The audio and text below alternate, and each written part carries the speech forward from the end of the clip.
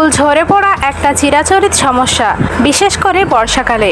Welcome বন্ধুরা, everyday এলিগেন্সের সকল দর্শক বন্ধুদের জানাই আন্তরিক শুভেচ্ছা। আশা করি সকলে খুব ভালো আছেন। আজকে আমাদের ভিডিওর বিষয়বস্তু হলো চুলের জন্য একটি ভেষজ তেল তৈরি। এই তেলটা সাধারণ তেলের মতো অনেকদিন সংরক্ষণ করা যাবে এবং নিয়মিত ব্যবহার করলে চুলের স্বাস্থ্যের উন্নতি হবে। চুল ঝরা কমবে, চুল লম্বা হবে, কালো থাকবে এবং সর্বোপরি সুস্থ থাকবে। তাহলে চলুন শুরু করি। আরেকটা কথা আপনাদের জানিয়ে রাখি যে এই তেলটা ব্যবহার করে উপকার পেয়েছি বলে ভিডিওটি বানিয়েছি। তবে যে উপাদানগুলি আমি ব্যবহার করব সেগুলির মধ্যে কোনোটিতে যদি কারো অ্যালার্জি থাকে তাহলে ব্যবহার না করার অনুরোধ রাখছি। যাই হোক, প্রথমেই আমি ঘৃতকুমারী গাছ থেকে একটা পাতা কেটে নেব।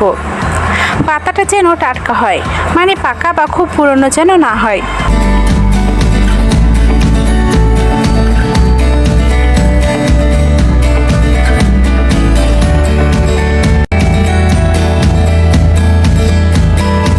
এটাকে একটু ধুয়ে নেব, কারণ এর উপরে অনেক ধুলো লেগে আছে। তাছাড়া এর হলুদ আঠাটাও ধুয়ে যাবে।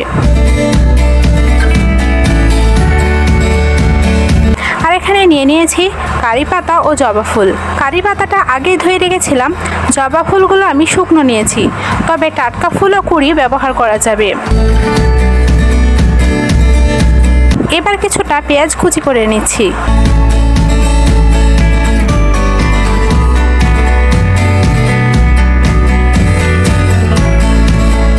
আর এখানে কারি পাতাগুলি ছাড়িয়ে নিয়েছি। এবার ঘৃতকুমারীর পাতার কাটা অংশটা বাদ দিয়ে টুকরো করে নিচ্ছি।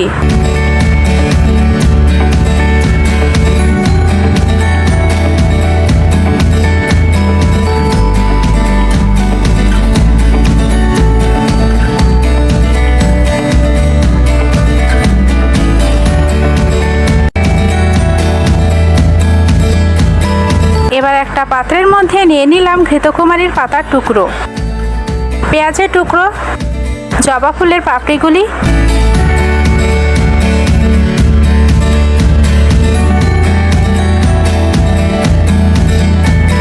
কারি পাতা, কালো জিরে, মেথি দানা আর দিয়ে দিচ্ছি বেশ খানিকটা সর্ষের তেল এবং কিছুটা নারকেল তেল। যতটা তেল বানিয়ে রাখতে চান ততটা আন্দাজ বুঝে আপনারা উপাদানগুলি ব্যবহার করবেন।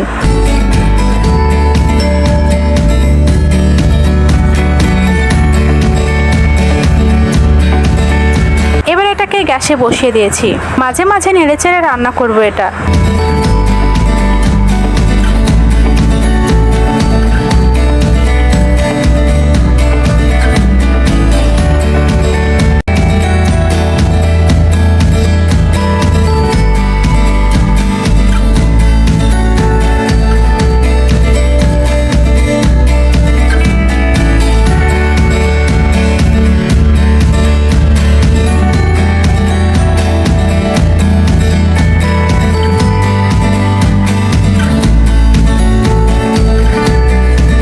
প্রায় 15 মিনিট ধরে এটাকে ফুটিয়ে নেওয়ার পর যখন পাতা ও পাপড়িগুলো মুচমুচে হয়ে আসবে তখন গ্যাস বন্ধ করে ঠান্ডা হতে দিলাম।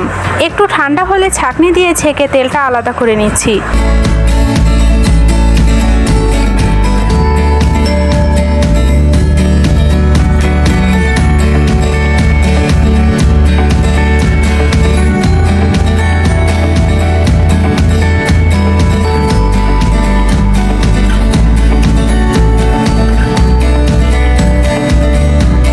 এই যে ছেঁকে নেওয়া হয়ে গিয়েছে।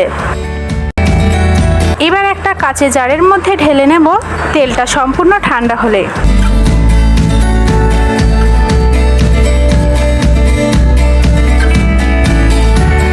এখন এটা সংরক্ষণ করা যাবে। তাহলেই তৈরি হয়ে গেল চুলের জন্য ভেষজ একটা তেল। এটা সপ্তাহে অন্তত 3 দিন ব্যবহার করতে পারলে খুব ভালো ফল হবে। কেমন লাগলো ভিডিওটা অবশ্যই কমেন্ট করে জানাবেন। ভালো লাগলে একটা লাইক দেবেন। আজ তাহলে এখানেই বিদায় নিচ্ছি, আবারও ফিরে আসবো নতুন একটা ভিডিও নিয়ে। সবাই ভালো থাকুন, সুস্থ থাকুন আর আমাদের সাথে থাকার জন্য ধন্যবাদ।